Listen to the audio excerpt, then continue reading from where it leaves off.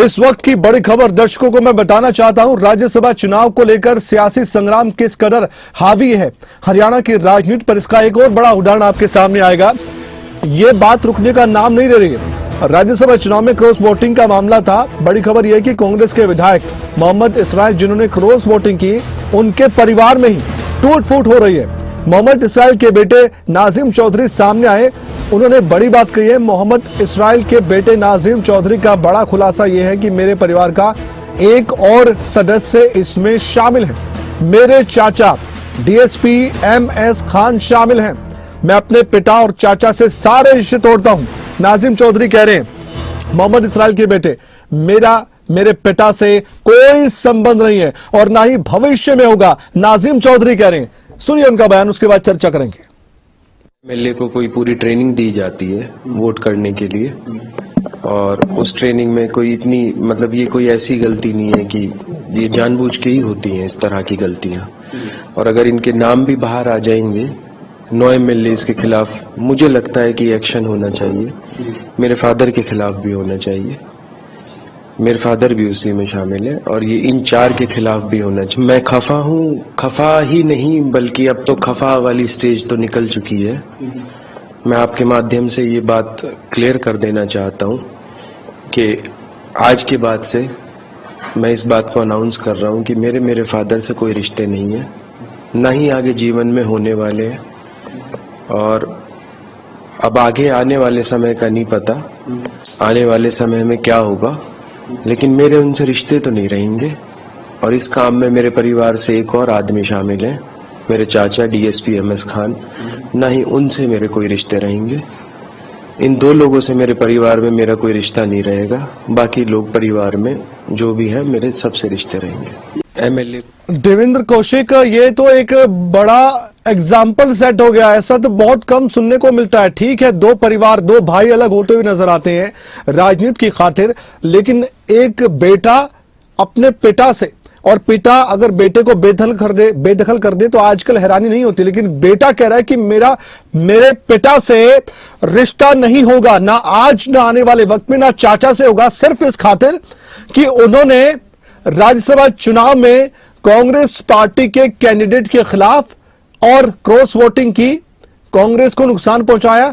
जैसे कि भूपेंद्र हुड्डा कह रहे थे कि कांग्रेस को धोखा दिया, तो यह सहन नहीं कर पाया एक बेटा, और उसने कह दिया। नाजिम चौधरी कह रहे हैं कि मेरा कोई रिश्ता अपने पिता से नहीं है। यह तो बहुत बड़ी खबर अपने आप में।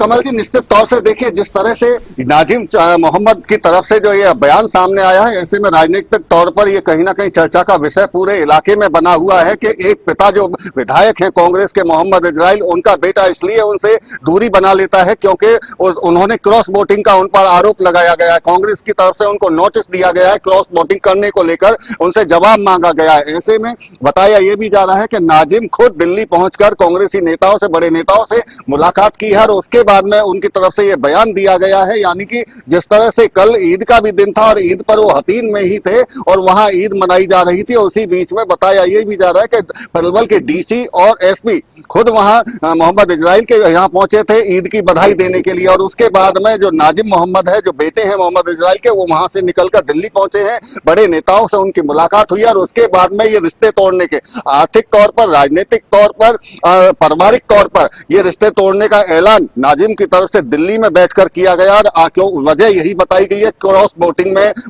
उनके पिता का नाम है, वो कांग्रेस से प्रभावित हैं। कांग्रेस में रहने के लिए भी उनकी तरफ से कहा गया कि वो कांग्रेस में ही रहेंगे। पिता से रिश्ता तोड़ने की बात की गई है, चाचा से रिश्ता तोड़ने की बात की गई, लेकिन बाकी के जो परिवार के सदस्य हैं उनके साथ में उनके रिश्ते कायम रहेंगे। यानी कि राजनीतिक तौर पर इसे समझा जा सकता है कि अब पिता से दूरी राजनीतिक तौर पर पूरी तरह से नाजिम की तरफ से बना ली गई है, और इसकी वजह क्रॉस वोटिंग ही बताई जा रही है। क्रॉस वोटिंग, हालांकि और भी 5 विधायकों को नोटिस मिला है और इसी कड़ी में मोहम्मद इसराइल को मिला है। अभी जवाब देना है मोहम्मद इसराइल को, पार्टी को, कि आखिर क्यों क्रॉस वोटिंग की थी या नहीं की थी, और जो आरोप लगे हैं उनके आरोपों की सफाई में वो क्या कहते हैं, आने वाला वक्त बताएगा। मैं अगर यहाँ पर देखूं तो शैली चौधरी और जर्नैल सिंह, जब इनसे पूछा गया तो लगभग इन्होंने जवाब ना हाँ दोनों में दिया। और जर्नैल सिंह तो सीधा कहते नजर आए कि मैंने तो कांग्रेस के कैंडिडेट को वोट दिया। शैली चौधरी भी बात को घुमाती नजर आई। लेकिन पहली बार ऐसा हुआ कि मोहम्मद इसराइल कुछ कहे ना कहे उनके बेटे सामने आकर साफ कह रहे हैं कि मेरे पिता ने क्रॉस वोट किया है और चाचा भी इसमें शामिल है। तो ये तो क्लियर है कि क्रॉस वोटिंग तो हुई है। दूसरा ये सवाल था कि अब आगे क्या। वो खुद कह रहे कि कांग्रेस पार्टी को सख्त और बड़ा एक्शन लेना चाहिए और इससे मोहम्मद इसराइल की राजनीति पर बड़ा असर पड़ेगा, बड़ा धक्का लगा होगा उनको, क्योंकि अब जनता के सामने जाकर क्या मुंह दिखाएंगे कि उनके बेटे को उन पर भरोसा नहीं, तो पब्लिक को क्या होगा।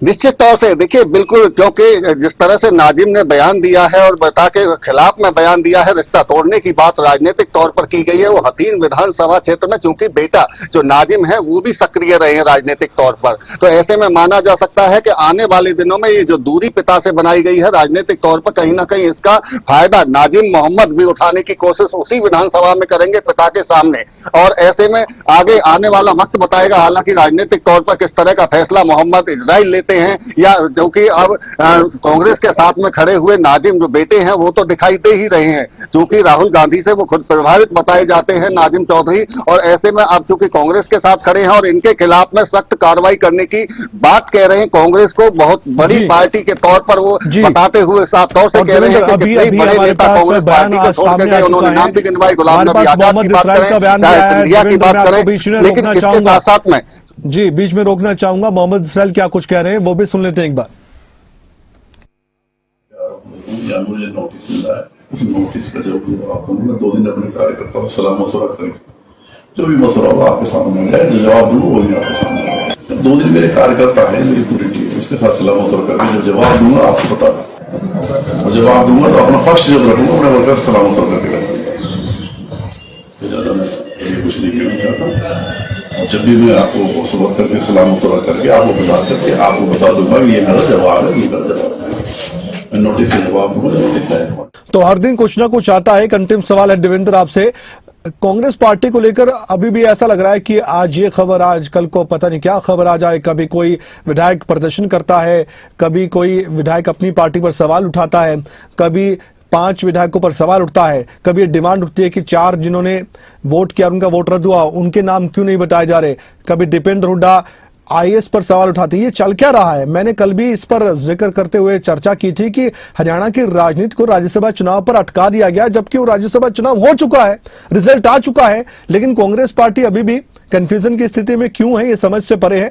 और अब तो और भी ज्यादा ड्रामेटिक तरीके से राजनीति हरियाणा की आगे बढ़ रही है और एक एग्जाम्पल सेट करने की कोशिश हो रही है। मोहम्मद इसराइल तो अभी सोच ही रहे होंगे कि कहूं तो क्या कहूं और कैसे कहूं।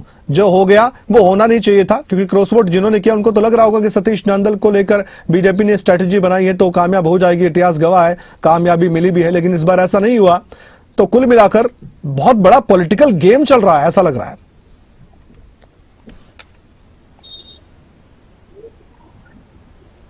निश्चित तौर से देखिए, कहीं ना कहीं मेवात का जो क्षेत्र है उसको ये मान कर चला जाता है अब तक के वो बीजेपी विरोधी है, लेकिन जिस तरह से क्रॉस वोटिंग में 2 विधायकों के नाम मेवात से आना, कहीं ना कहीं उस गढ़ में, कांग्रेस के गढ़ में भाजपा ने पैर जमा दिए हैं, ऐसा मान के जो राज्यसभा का चुनाव हुआ है देखा जा सकता है। क्योंकि आप जिक्र कांग्रेस का कर रहे हैं तो ऐसे में, जैसा मैं पहले भी जिक्र कर रहा था, कि ये राजनीतिक तपिश है। बेशक चुनाव संपन्न हो गए हों दोनों, एक कांग्रेस का और एक बीजेपी के, दोनों राज्यसभा के जो प्रत्याशी हैं वो जीतकर राज्यसभा पहुंच चुके हों, लेकिन इसकी राजनीतिक तपिश अभी कांग्रेस में और भी आगे देखने को मिलेगी, क्योंकि विधायकों का तरफ से अभी इंतजार है पार्टी को कि वो किस तरह का जवाब देते हैं। इसके साथ साथ में अब भारतीय जनता पार्टी भी हावी होती हुई दिखाई दे रही है कांग्रेस पर। तमाम भाजपा के जो नेता हैं वो अब हमलावर कांग्रेस पर है और कांग्रेस को बिखरी हुई पार्टी के तौर पर बता रहे हैं। हमने कल जो राज्य मंत्री हैं गौरव गौतम, उनसे भी इस बात को लेकर जिक्र किया, चूंकि शैली चौधरी की तरफ से ये कहा गया था कि उन्होंने क्रॉस वोटिंग नहीं की है, खुद उनकी तो वोटिंग को लेकर कैंसिल करने के लिए खुद गौरव गौतम ने 15 मिनट तक उन्हें इंतजार करना पड़ा था, वो विरोध कर रहे थे वहां। तो ऐसे में अगर उनको क्रॉस वोटिंग करनी होती तो वो मेरी वोट को कैंसिल कराने के लिए गौरव गौतम क्यों कहते। तो उनकी तरफ से जब ये कहा गया था तो गौरव गौतम से सवाल इसी बात को लेकर पूछा गया, तो उनकी तरफ से ये कहा गया कि कांग्रेस 25% तक बिखर चुकी है, और यहां तक कि उन्होंने जो कांग्रेस की तुलना मिडिल ईस्ट के देशों से कर दी। उनकी तरफ से कहा गया कि जैसे मिडिल ईस्ट के देशों में अफरा तफरी का माहौल है, इसी तरह से कांग्रेस में भी अफरा तफरी है और आने वाले दिनों में कांग्रेस पूरी तरह से टूट जाएगी। यानी कि 25% टूट चुकी है। आने वाले दिनों में और बिखरेगी कांग्रेस। उनकी तरफ से भी कहा गया था, अलग अलग नेताओं की तरफ से कांग्रेस पर हमलावर। हालांकि अपने बचाव में दीपेंद्र हुड्डा की बात करें, चाहे भूपेंद्र चौधरी भूपेंद्र हुड्डा की बात करें, तमाम जरूर आरोप लगा रहे हैं। आरोप से लेकर भारतीय जनता पार्टी पर वोट खरीदने के जैसे आरोप लगाए जा रहे हैं। लेकिन कहीं ना कहीं पार्टी के गढ़ जो पार्टी थी उसके विधायकों को ना बचाने का आरोप सीधे तौर पर इन पर लगता हुआ भी दिखाई दे रहा है। जी कमल जी, बिल्कुल आगे क्या होगा बहुत कुछ देखना बाकी है। ये दिलचस्प सा हो गया है और हरियाणा की राजनीति में हमने भाई को भाई के खिलाफ लड़ते हुए देखा, लेकिन अब पिता और बेटे भी राजनीतिक तौर पर लड़ते हुए नजर आ रहे हैं।